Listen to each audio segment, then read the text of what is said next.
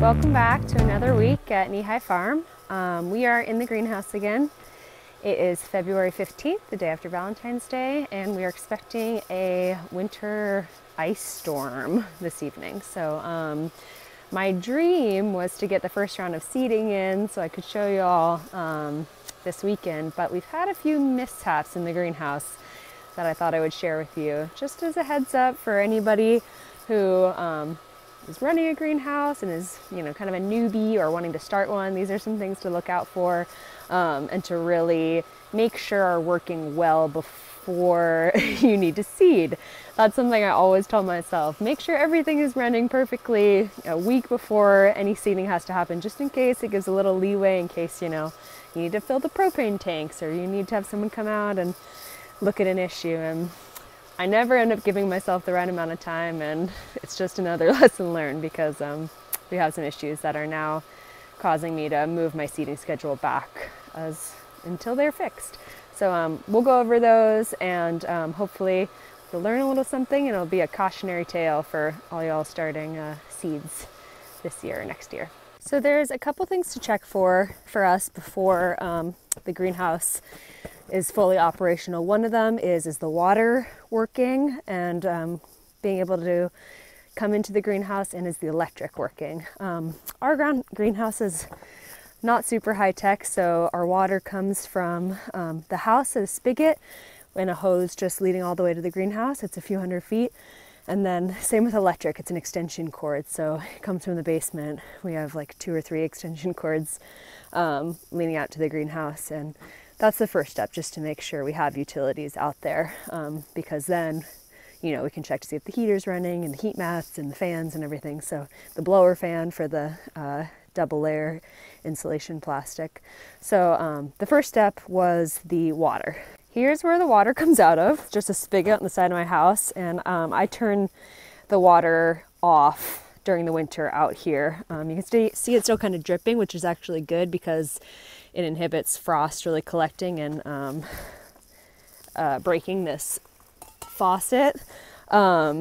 When I turned it on though, this is a new piece right now because I turned it and I just sheared that lever off because I believe there was some ice in there, and I didn't warm it up enough for the ice to melt and it to turn easily. So one tool that's really useful is this little burner.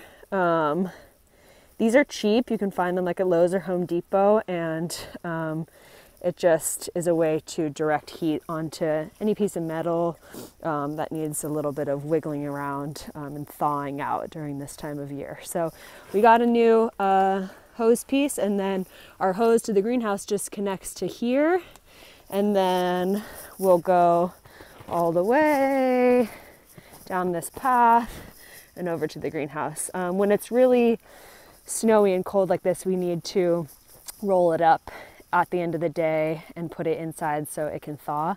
One of my main goals was to get a frost-free hydrant that I could put in the greenhouse and just bury an irrigation line underneath so I wouldn't have to deal with this, but it's been working for 6 years and I've yet to install a new plan. Next step was electric, and you can see my creepy basement.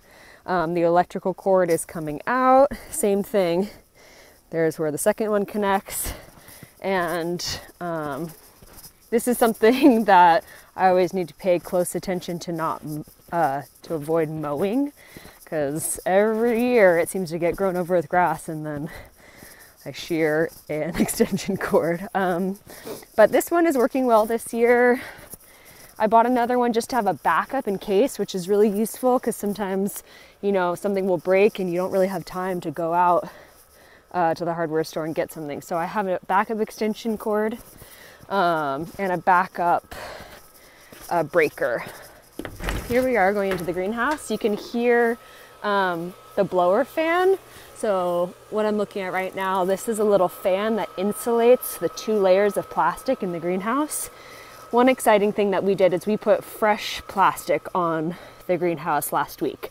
So that was a really exciting new step. It was 5 years old and it's recommended to change it every 4 years. So we had the plastic, we pulled it over once and then we pulled it over again. And then this fan blows up a layer of air in between just to create a little more insulation. One sheet of plastic is not very insulative. That step is relatively easy if you have a few hands, because there's this amazing channel, and they call this, what's in the channel, wiggle wire. I don't know if you can see that very well, but the plastic is cinched tight into that channel with the wiggle wire. It's really easy to put in and take out. All I had to do was dig the side of this out, which was about 1 foot of ice. So you saw from our last video how deep this was. So it snowed since we put this new plastic on, but there's a bunch of wiggle wire channel where the plastic is attached down at the bottom as well. My next step was to bring the tractor in and pick up these pallets and move the propane tanks out to the driveway so the propane truck could fill it up. Again, not an ideal situation, but when we built this greenhouse, the idea was we would have to take it down within a year because this land was actually used by another tenant farmer. They ended up actually leaving this property, so we were able to keep the greenhouse. But this was our transition setup, and it's worked pretty well. Ideally, I would have a larger tank by the house up there, and the propane tank truck could just fill it directly, but this has been no issue. And then the line, you can see that yellow line is buried underground and feeds into my heater. So that trench line can be very short, and it can be a hassle to dig and bury a propane line a much further distance, especially going under this. There's a big swale right here, which you can't really tell with the snow, but it's a large swale, and that could be challenging to dig a line, 100 feet to the house. So once the propane was full and set up, then my next step was to troubleshoot this heater. And you can see the side is all open right now because when I tried to turn it on, it wasn't working. And so when I opened the side, a massive mouse nest with like 5 to 7 mice were in there, just a huge nest. And I had to clean it all out. It was pretty disgusting, but you can see this switchboard.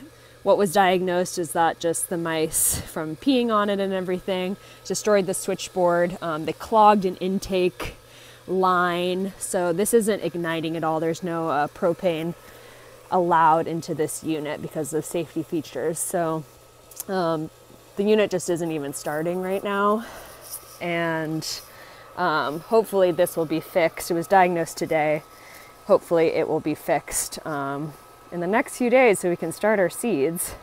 So this heating unit, it's attached one to the propane, but also to a thermostat. And you can see this brown line. It feeds up to the beam of the greenhouse and then across and past this fan. Here's the thermostat right here. So we set this thermostat, if we want to heat the greenhouse to 60 degrees, we'll set it, and it automatically tells the heater to turn on once it gets below 60 degrees. I've also put this layer of plastic up as a kind of to section off the greenhouse. So the heater's only really heating up until this point.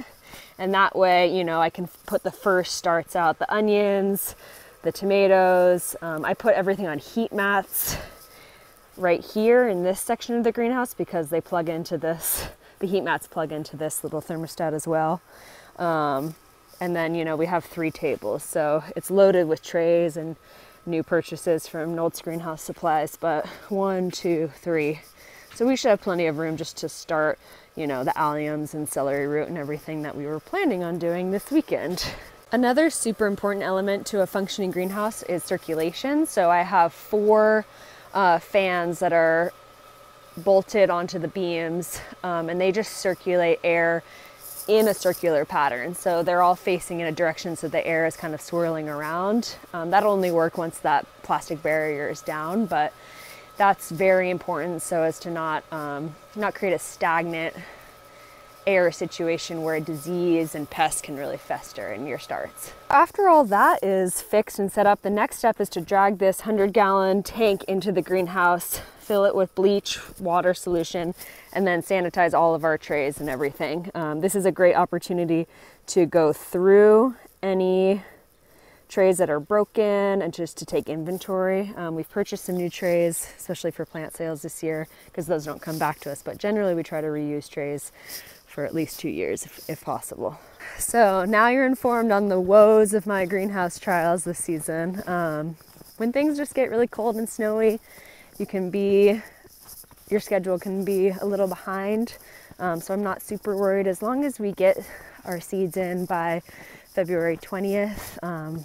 That's kind of the date that I like to set in my mind, at least for, you know, the onions and celery root and tomatoes, what we've talked about. Also for plant sale, we're really upping up plant sale numbers this year. So different herbs and produce that takes a little longer to grow in the greenhouse is a little picky. I'd love to start that as soon as possible. So hopefully next time you see this video, we'll have some trays filled up and this greenhouse will be functional.